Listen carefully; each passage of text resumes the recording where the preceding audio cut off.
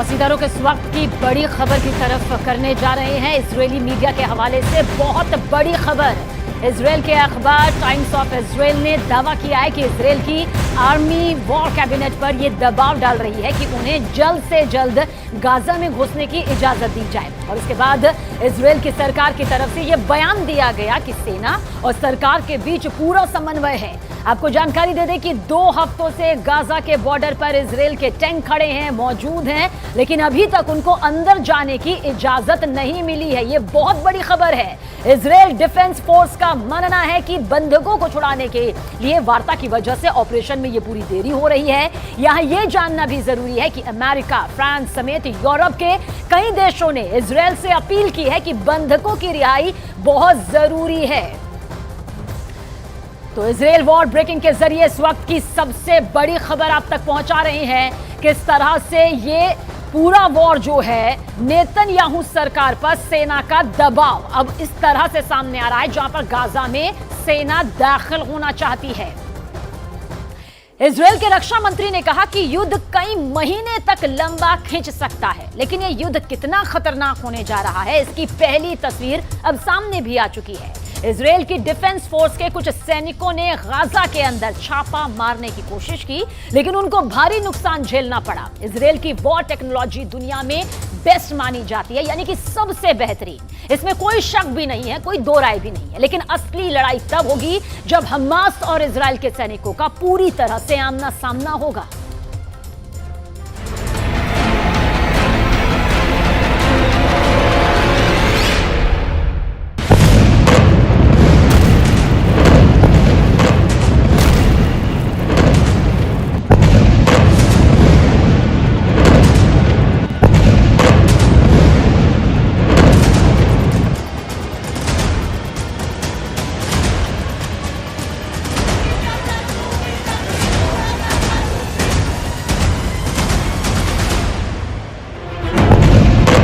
वो जंग शुरू हो चुकी है जिसका इंतजार पूरी दुनिया को है।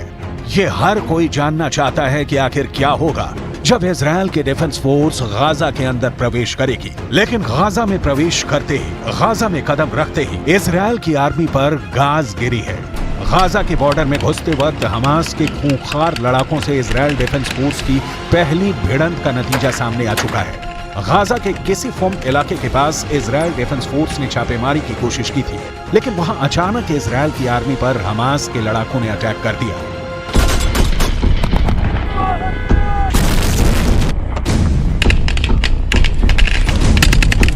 हमास के लड़ाकों ने इजरायल के मरकावा टैंक पर एंटी टैंक मिसाइल लॉन्च कर दी, जिसमें एक इजरायली सैनिक मारा गया है और कई घायल हुए हैं। गाजा को हमास ने एक ऐसा किला बना दिया है जिसको जीतने के लिए इजरायल को भारी कुर्बानी देनी पड़ सकती है, और ये बात पहली खतरनाक खूनी झड़प से समझ में आ रही है। अभी 2 दिन पहले ही इजरायल आर्मी के chief of staff Herzi Halevi ने अपने कमांडर्स को संबोधित करते हुए कहा था कि गाजा पर इजरायल के द्वारा की जा रही एयर स्ट्राइक से ये ना समझा जाए कि हमास कमजोर हो गया है। जब इजरायल की सेना गाजा के अंदर घुसेगी तो ये मानकर चलेगी कि हमास को एयर स्ट्राइक में 0 नुकसान हुआ है, तभी आप पूरी ताकत लगाकर हमास से लड़ पाएंगे।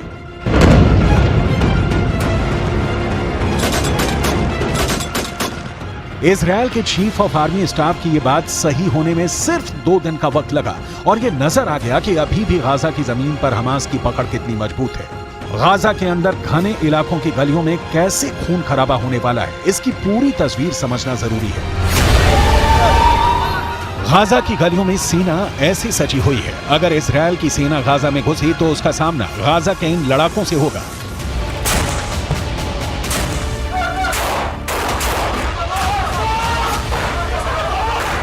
इजरायल का दावा है कि उसकी सेना जमीन के रास्ते गाजा में दाखिल होने को तैयार है। इजरायल की सेना गाजा बॉर्डर पर डटी हुई है। हवाई रास्ते इजरायल गाजा को जमींदोज करने में लगा है। इजरायल की सेना जमीन पर भी जबरदस्त एक्शन में दिखाई दे रही है।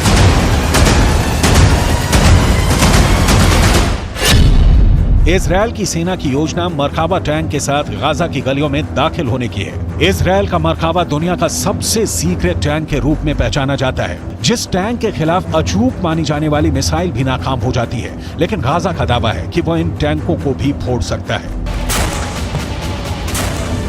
इजरायल की सेना जमीन के रास्ते गाजा में किसी भी वक्त दाखिल हो सकती है, लेकिन गाजा भी उनको मुंहतोड़ जवाब देने के लिए तैयार है। अब सवाल यह है कि गाजा में हमास इजरायल के सैनिकों का मुकाबला कैसे करेगा? इजरायल की सेना को रोकने के लिए हमास के पास और क्या है? गाजा को लेकर पूरी दुनिया इस वक्त सिर्फ 3 सवाल पूछ रही है।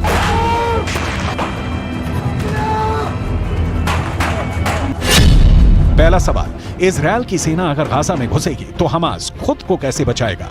दूसरा सवाल, इजरायल हमला करेगा तो हमास के सामने सबसे बड़ा डिफेंस क्या है? तीसरा सवाल, इजरायल की सेना अगर गाजा में दाखिल होने में कामयाब हो गई तो हमास इजरायल को कैसे हरा सकता है या फिर उसे बुरी तरह जख्मी कर सकता है?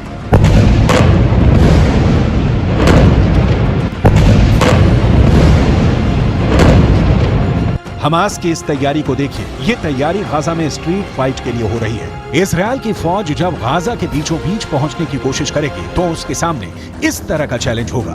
गाजा में हमास के लड़ाके मुकाबला करने को तैयार मिलेंगे। वहीं इजरायल की सेना की एक टुकड़ी गाजा के बॉर्डर के अंदर दाखिल होने के लिए जंग लड़ रही है। वहीं दूसरी टुकड़ी गाजा में स्ट्रीट फाइट की तैयारी कर रही है।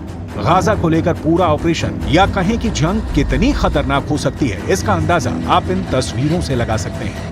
इस वक्त गाजा पर इजरायल की सेना बड़े पैमाने पर बमबारी कर रही है। बावजूद इसके गाजा इजरायल से लोहा लेने के फुल मूड में है और गाजा के किले को तोड़ने के लिए अब इजरायल की खुफिया एजेंसी शिन बेत ने भी एक प्लान तैयार किया है।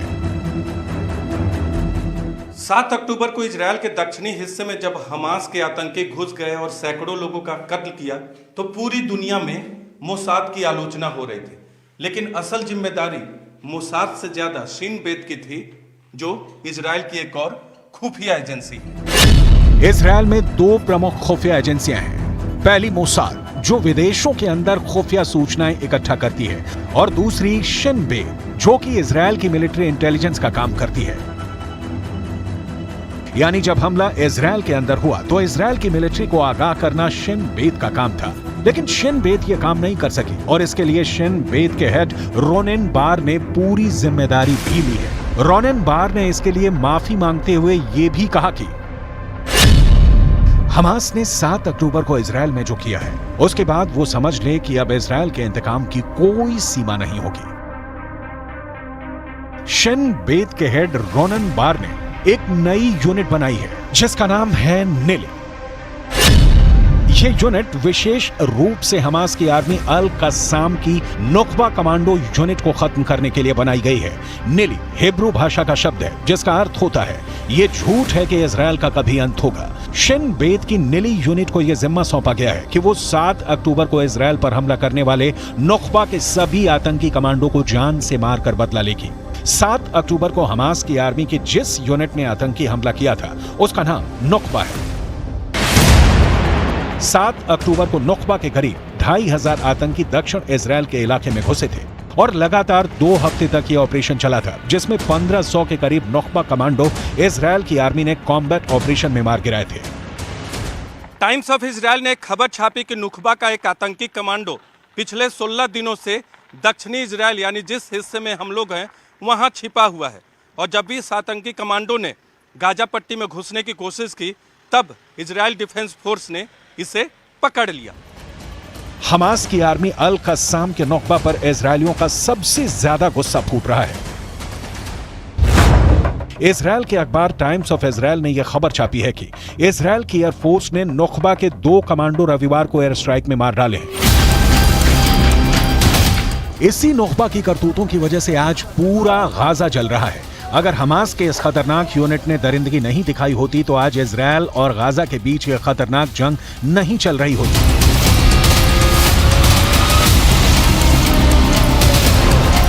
यह इस वक्त की गाजा की ड्रोन फुटेज है। ऊपर से गाजा सीमेंट की इमारतों का कब्रिस्तान नजर आ रहा है।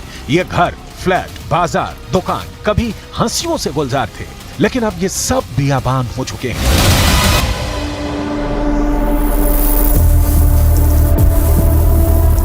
फिलिस्तीन के अखबारों की रिपोर्ट्स के मुताबिक अब तक इजरायल की एयरफोर्स 6000 इमारतों को जमींदोज कर चुकी है और इस तबाही में 14000 से ज्यादा फ्लैट्स तबाह हो चुके हैं। इजरायल की एयरफोर्स अब तक गाजा के 60 सरकारी भवनों को भी तबाह कर चुकी है। इजरायल की एयरफोर्स इसलिए भी इन ऊंचे टावर्स को निशाना बना रही है क्योंकि वो ये नहीं चाहती कि बाद में इन ऊंचे टावर्स का इस्तेमाल स्नाइपर्स कर सकें।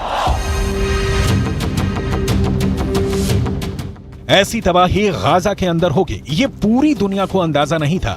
इजरायल के इंतकाम की कोई सीमा नहीं और गाजा के लोगों के दुख की भी इस वक्त कोई सीमा नहीं है। ये एक फिलिस्तीनी महिला है जिसने इस तबाही में अपना परिवार खो दिया है।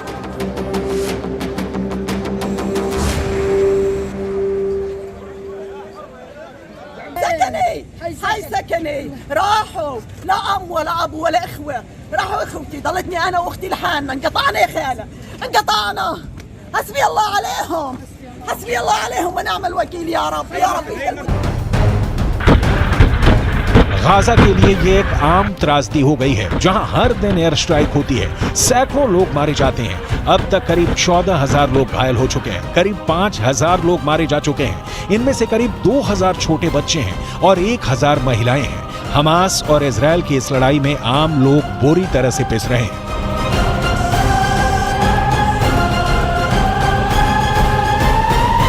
معظم الإصابات والشهداء الذين وصلوا إلى مستشفى شهداء الأقصى من النازحين، يعني هناك أعداد كبيرة من النازحين وصل إلى مستشفى شهداء الأقصى، معظمهم يأونهم في منازل أقاربهم ووصلوا إلينا عبارة عن جثث وأشلاء مقطعة. أكثر من 90 شهيد وصلنا منذ الصباح الباكر إلى مستشفى شهداء الأقصى في المحافظة الوسطى وكما تسمع دوي القصف بجوار مستشفى شهداء الأقصى الآن।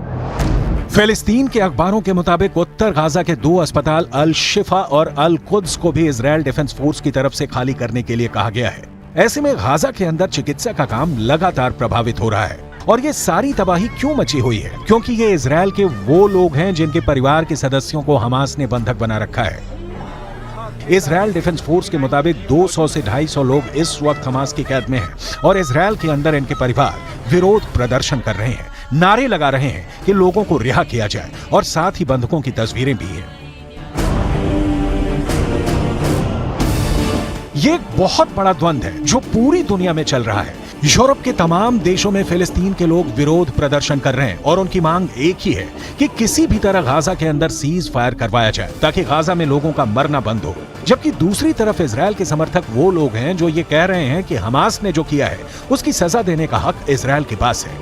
7 अक्टूबर को इजरायल के दक्षिणी हिस्से में जब हमास के आतंकी घुस गए और सैकड़ों लोगों का कत्ल किया तो पूरी दुनिया में मोसाद की आलोचना हो रही थी, लेकिन असल जिम्मेदारी मोसाद से ज्यादा शिन बेत की थी जो इजरायल की एक और खुफिया एजेंसी है। इजरायल और फिलिस्तीन की इस जंग ने पूरी दुनिया के अंदर कई इलाकों में एक सांप्रदायिक तनाव को जन्म दिया है जिसका असर अमेरिका और यूरोप के तमाम इलाकों में नजर आ रहा है। ताजा खबर यह है कि अमेरिका में शनिवार की सुबह डेट्रॉयट सिनेगॉग की अध्यक्ष सामंथा वोल की चाकू मारकर हत्या कर दी गई। सामंथा एक यहूदी धर्मस्थल का काम देखती थी। लंदन में फिलिस्तीन का समर्थन और इजरायल का समर्थन करने वालों के बीच भी होड़ नजर आ रही है। पहले फिलिस्तीन के समर्थकों ने लंदन के अंदर एक बड़ा विरोध प्रदर्शन किया। यूरोप के कई अखबारों ने दावा किया कि फिलिस्तीन के समर्थन में 1 लाख लोग उतर आए थे। कई लोगों ने इस प्रदर्शन में आपत्तिजनक नारे लगाए थे जिनके खिलाफ कार्रवाई हुई है। वहीं दूसरी तरफ इस प्रदर्शन के बाद प्रतिक्रिया में 10,000 लोगों ने ही लंदन में प्रदर्शन किया और वो इजरायल के समर्थन में प्रदर्शन कर रहे थे। स्पेन में भी ऐसे ही प्रदर्शन हो रहे हैं। Esto se va a repetir cada ciertos años, se va repitiendo la misma historia. Si no buscamos una solución fija, que el Estado sionista respete las leyes internacionales, no va a haber una solución a corto plazo. Lo que está pasando ahora pasó hace 10 años y volverá a pasar de aquí a 10 años otra vez. Spain के Barcelona में एक बहुत बड़ा विरोध प्रदर्शन हुआ है। हजारों लोग फिलिस्तीन के झंडे लेकर बार्सिलोना में उतर गए। ये लोग फिलिस्तीन के समर्थन में नारे लगा रहे थे और तुरंत सीज फायर करने की मांग कर रहे थे। No servirá para nada porque los autores de las masacres y los autores y los cómplices de las masacres no estaban, ni el Estado de Israel, ni Estados Unidos, ni la Unión Europea en general. Todos los que estaban allá son títeres no tienen ninguna autoridad, ni tienen ninguna voluntad ni pueden solucionarlo. युद्ध की विभीषिका इतनी बड़ी है कि रफा crossing के पास भी जब इजरायल के टैंक का एक फायर हुआ तो इजिप्ट में हड़कंप मच गया। बाद में इजिप्ट की फोर्स की तरफ से ये सफाई दी गई कि इजरायल ने मान लिया है कि ये फायर गलती से हुआ था। कुल मिलाकर अगर गाजा की तबाही को नहीं रोका गया तो जल्द ही पूरा वेस्ट एशिया और अरब खौलने लगेगा।